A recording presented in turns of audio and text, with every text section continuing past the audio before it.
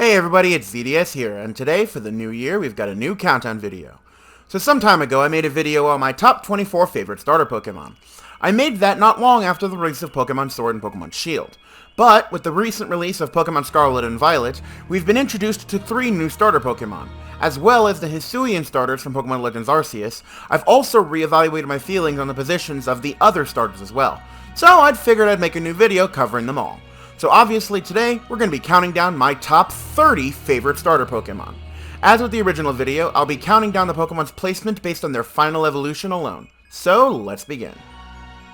Now I know right off the bat I'm going to be rustling a few feathers with this spot, but after playing with it through Sword and Shield, I have to put Rillaboom as my least favorite starter. To be honest, there's next to nothing about Rillaboom that I actually like. As I've stated many times before, I hate ape and monkey based Pokemon, so that's already a neg against it. It's a mono grass type too, which I'm also not very fond of. And it was way overused due to its hidden ability alongside Grassy Glide during the competitive days of Generation 8.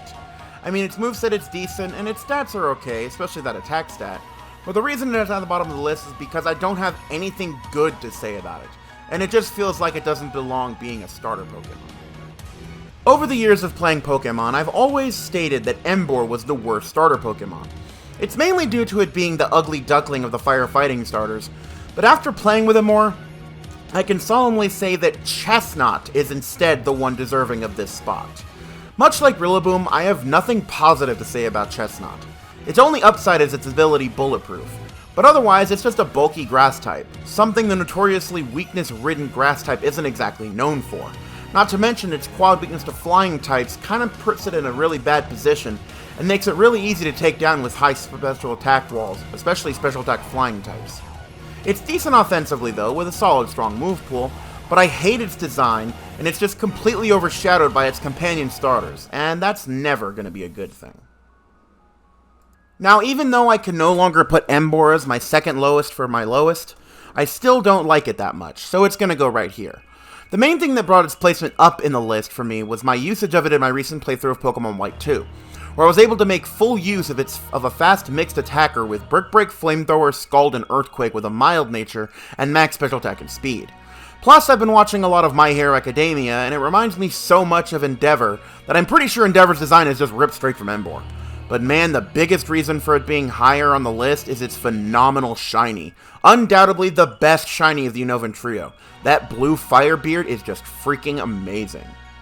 This next entry is also going to rustle a few jimmies, but oh well. I don't like Infernape. Once again, it's a matter of me disliking Primate Pokemon. But honestly, there's nothing about it that I find all that impressive either. I don't like its design, though I will say it is a lot better than Rillaboom's. And the main thing that keeps it above the others so far is because its move pool and stats I really like. And its hidden ability Iron Fist works really well for a combat monkey.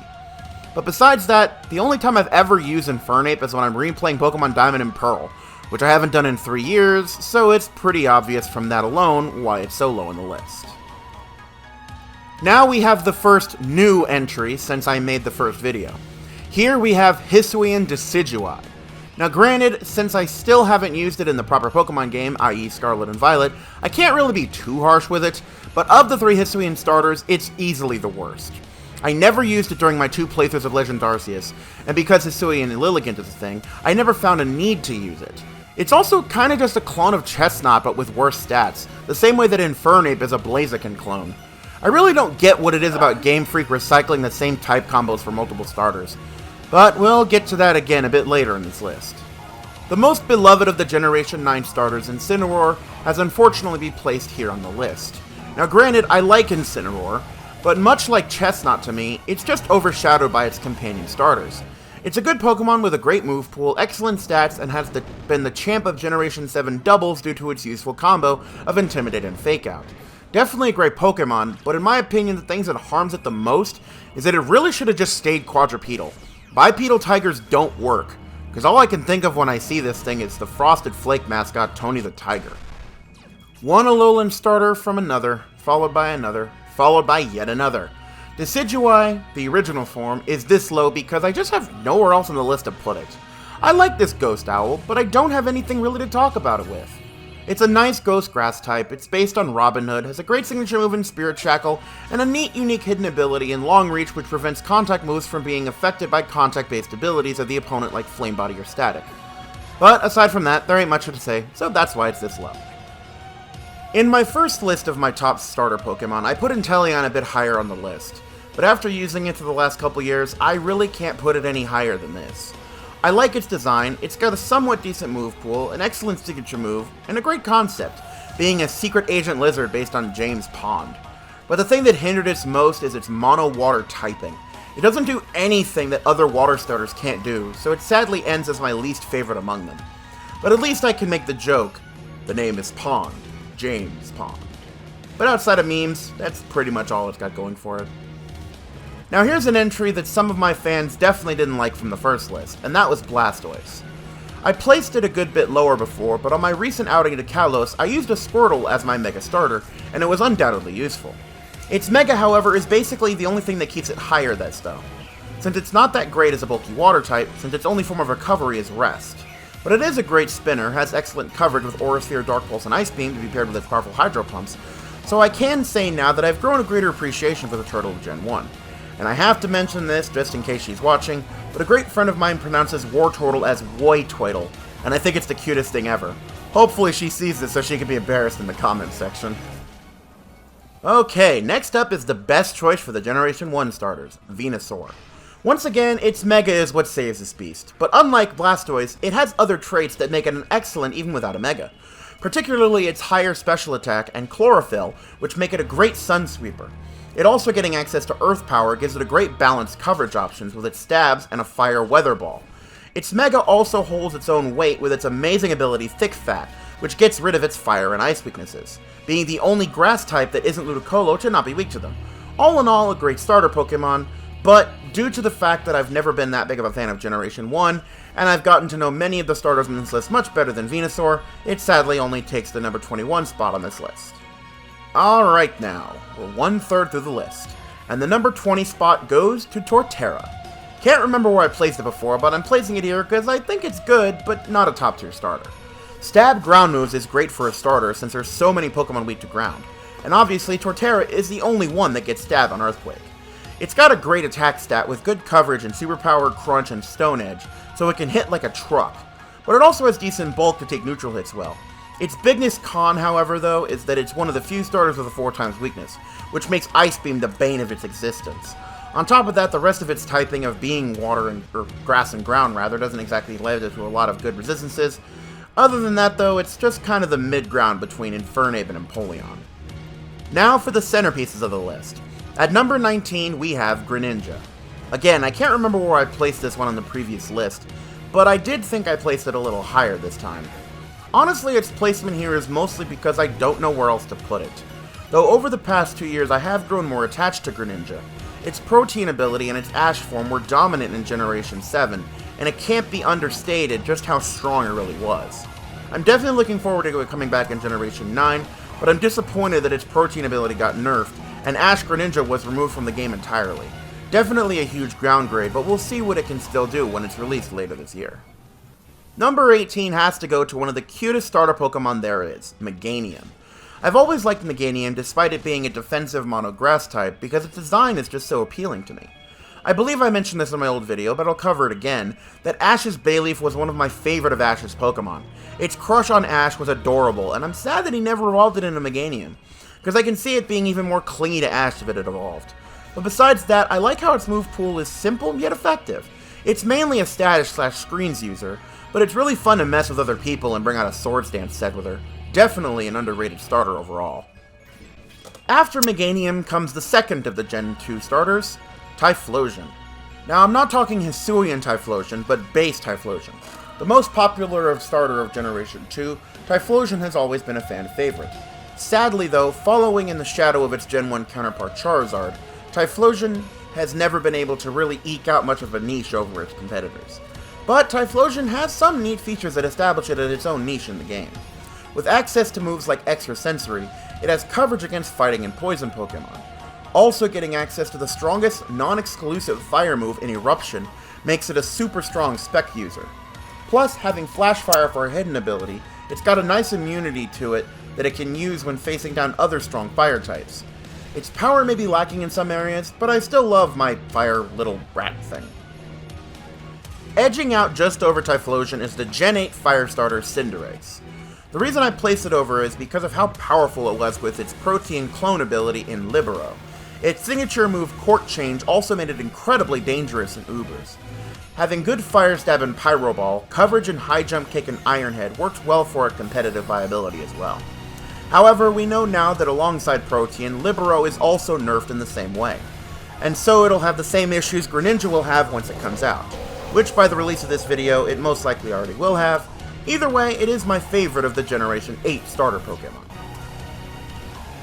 Next in the lineup, sitting smack dab in the middle of my list, is Serperior, the famed grass snake of Generation 5. This Pokemon is geared towards the defensive role due to its stats with low offensive stats and a shallow move pool. But with its hidden ability Contrary, it made an excellent Leaf Storm sweeper. However, once again, as it seems, since Gen 9 was designed to nerf starters across the board, if Serperior comes back to Generation 9, it will also have the same issue Ash Greninja and Cinderace have, in that Contrary will now work only once per switch-in. Though it isn't as big a nerf as the Protean Libero nerf, it is still a downgrade. Now for the top half of the list, we've got the best defensive starter in the game, Swampert. Swampert is a beast of a Pokemon when it comes down to it. With only one weakness and a massive move pool, Swampert can veer into almost any role it chooses. Something I also have grown more appreciation for is its roided out Mega form. In my recent playthrough of Omega Ruby, I used Swampert, and it was an awesome Swift Swim sweeper with its massive 150 attack stat. Hitting hard with Earthquake, Waterfall, Ice Punch, and Brick Break made this monster nearly unstoppable.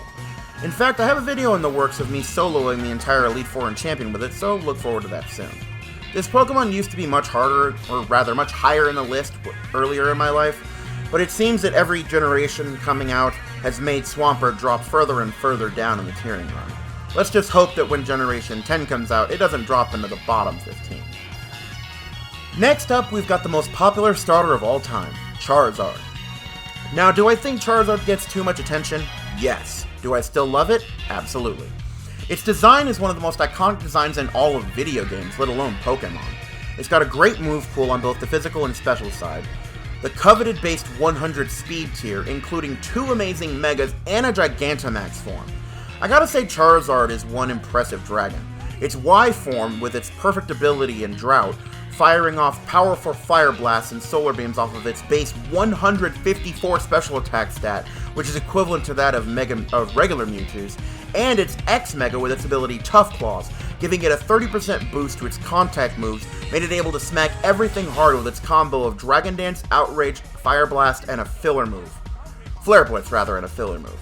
And of course, we can't forget its Gigantamax form being used by Generation 8's champion Leon. Yeah, Charizard gets a ton of love, too much in my opinion, but it's still one of my favorite starters, but just not one of my top 10. I stand by even today that Gen 3 has one of the best starter sets in the entire franchise. And next up on the list is the grass starter of that generation, Sceptile. What can I say about this lizard?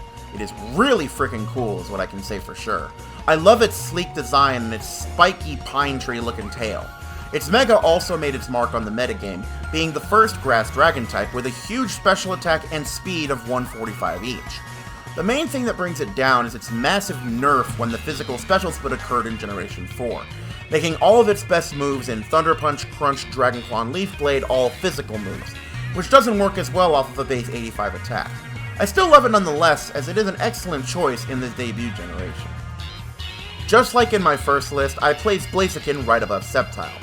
Blaziken is the definition of a badass, with an amazing martial arts looking design and an awesome 120 attack and 110 special attack, combined with its busted hidden ability Speed Boost, which frankly did not get nerfed, so if we do get Blaziken in Gen 9, it'll still be a terror.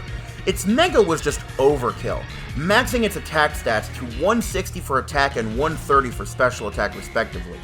Combine this with a great move pool of every fire move you can imagine, and coverage with tons of fighting moves, Shadow Claw, Earthquake, and much more, it is definitely the best pick for your starter in Generation 3 and especially in their remakes. Now it is time for the top 10, and starting this off is a Pokemon that sadly went down in ranking due to the release of Legends Arceus. That Pokemon being Unova Samurott. My favorite Generation 5 starter, and still one of the best of all times. With both attacking stats reaching over 100 points, and a great move pool from both the physical and special side, access to Swords Dance, and this guy can sweep your entire team if you're not careful. Its main drawback is its completely useless hidden ability and shell armor, which just prevents it from being statused with critical hits. Otherwise, Samurott is a great addition to your team and the best bet for your next run through Gen 5. Can't wait to use it again in Generation 9. I mentioned Typhlosion a bit further down the list, but since the introduction of the new Hisuian Typhlosion, it is definitely worthy of my top 10. I love that it got a new form, since it was the one fire starter that seemed to be overlooked by most people. But with the combination of fire and ghost, this Pokemon can do some massive damage once it releases in Generation 9. As you can see from the footage I'm using, I am showing it off in Pokemon Scarlet with the use of PK Hex, and its move pool got a huge improvement from the limited moves allowed in Legends Arceus. It also has a higher special attack stat than its Johtoan counterpart, making it an even better sweeper. Can't wait to bring it to my official game really soon. For my favorite of the Johto starters, we've got Feraligatr. I didn't feel comfortable about its high placement on the previous video, even though I still love it. Much like many other Pokemon, Feraligatr's hidden ability makes it a frickin' menace. Sheer Force removes the secondary effects of moves that have secondary effects. In exchange, it increases the power of those moves by 30%. This awesome ability also negates the HP loss effect of the Life Orb, but stacks that ability on top of Sheer Force, giving this Pokemon Dragon Dance, Rock Slide, Ice Punch, and Waterfall, and it can sweep a whole team if you don't have a Water type on their team. It's still badass even after 20 years since its introduction. Now we're getting to some saucy Pokemon here. This next entry is what dropped its regular form a couple notches, and that's hisuian Samurott. Again, the footage I'm using is from Pokemon Scarlet thanks to PK Hex, to exemplify how good it'll be in the games once Pokemon Home is compatible with the games. The main reason I rank it higher is its new Half-Dark typing, and the increase in its speed stat, while also swapping its offensive stats. All these traits allow hisuian Samurott to be an awesome physical sweeper. It's got great coverage moves, and Water Dark gives decent neutral coverage over more than half the metagame. And I gotta say, its design is absolutely an upgrade over regular Samurott. My sixth favorite starter got knocked down several pegs due to Generation 9, and that is Empoleon. Now don't get me wrong, Empoleon is still one of the best starters in the game, being the only Pokemon with the overly powered defensive typing of Water and Steel, having great bulk and a great 111 special attack, and a fitting move pool to go with it makes Empoleon hard to kill and easy to take out other Pokemon. Who's to say if it'll come in Generation 9, but if it does, I'll be happy to use it against the Terror Raids all day. This Pokemon is definitely worthy of my favorite of the Generation 4 starters, but unfortunately over the years, even though Empoleon used to be my number 1, it has sadly fallen down in the tiering run. Still worthy of my top 10, just not worthy as it used to be. Time for the top 5, and it's pretty obvious considering that I haven't even mentioned the Paldean starters, that the first entry on my top 5 is going to be one of them. The one I chose for this position would definitely be Quaquaval. First of all, it's our first ever Peacock Pokemon, which I think is something we sorely needed. Plus its base 120 attack and its hidden ability Moxie makes it an awesome avalanche sweeper. Also having access to its rare water fighting typing gives it a perfect neutral coverage when combined with its new move Ice Spinner. Its signature move Aqua Step is a water version of the move Flame Charge, but has a base 80 power instead of a base 50. Meaning this Pokemon can knock out one of your Pokemon using Aqua Step, and if it does, it basically gets a Dragon Dance boost every turn. So if you don't have priority, Quaquaval can send your team home crying. For the next entry of the Paldean starters, we've got the one I chose for my Scarlet playthrough, Skeledirge. Much like with Chandelure, Blastoise, and Hisuian Typhlosion before it, it has the awesome Fire Ghost typing, with great physical bulk and an awesome special stat. Its hidden ability Unaware is also super useful, as it ignores stat changes both offensively and defensively of the opponent's Pokemon. Meaning if one of your Pokemon uses Amnesia to boost its special defense, it wouldn't matter since Skeledirge can simply slice right through it. Alongside this, just like with Quaquaval, Skeledirge's unique move Torch Song makes this Pokemon able to knock down the opponent like dominoes. Torch Song boosts Skeledirge's special attack stat each time it is used. which is the same effect as Volcarona's signature move Fiery Dance. Even though it's only a base 80 in power, after just one boost, Skeledirge can hit like a truck with Shadow Ball, Torch Song, Earth Power, and a fighting type Terra Blast. This Pokemon is an amazing addition to the metagame in my opinion, and I can't wait to see what its progress will be in the upcoming tournaments in this generation. And for the best of the Paldean starters, I chose Meowscarada. No surprises here considering how popular, but let me explain. One thing I love about it is obviously its design. I love the little mask of fur that acts as, of course, a masquerade. It also boasts the highest speed stat of all starter Pokemon at base 123, beating out the previous champion of Sceptile after over 15 years, with a solid attack stat to go with it. Its hidden ability, Protean, great coverage moves in Play Rough, Low Sweep, Night Slash, and of course the signature move Flower Trick make Meowscarada a force to be reckoned with. Flower Trick especially is amazing, as it's got two awesome effects in one. It always lands a critical hit, and it never misses. This cute little kitty cat can really mess up your team if you're not prepared for it. Don't let her cute face and innocent facade deceive you. This cat'll tear your team to shreds if you're not careful. Now, my top two favorites still have not changed in the last 5 years, and even though the Paldean starters are now currently taking up the other 3 positions of my top 5 favorite starters, they still don't compare to my love for Delphox. As you can see, I am using more Scarlet footage, as Delphox got some notable buffs in Generation 9. Its base 114 special attack and 104 speed stat makes Delphox an amazing special sweeper. Also having access to moves such as Psychic, Psyshock, Flamethrower, Fire Blast, Shadow Ball, Dazzling Gleam, Focus Blast, Shockwave, and new tools in Mudshot and Nasty Plot alongside access to Grass Knot make Delphox an incredible special sweeper. I don't think my opinion on Delphox will ever change, so it'll probably always be in my second favorite spot. And obviously by process of elimination, and I'm pretty sure everyone who's a fan of this channel could have seen this coming a mile away, Primarina is still maintaining my number 1 favorite starter spot. To just bring this up quickly since you guys made it to the end of the video, the traits I love the most about her is her design and Water Fairy typing, giving her great bulk and type coverage. Scald, Sparkling Aria, Ice Beam, Shadow Ball, Moonblast, Energy Ball, Calm Mind, and Psychic round off an amazing offensive move pool. It also boasts the highest special attack of all starters at 126, making it 1 point higher than my favorite Pokemon, Gardevoir's. Its hidden ability is useless, but it makes up for it with its diverse move pool.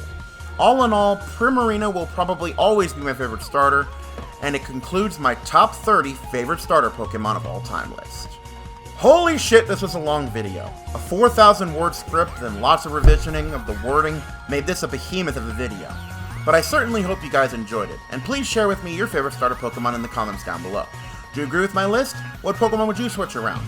And most importantly, if you liked my content and you want to see more, please leave a like on the video, subscribe, and hit the notification bell to get more videos from me in the future.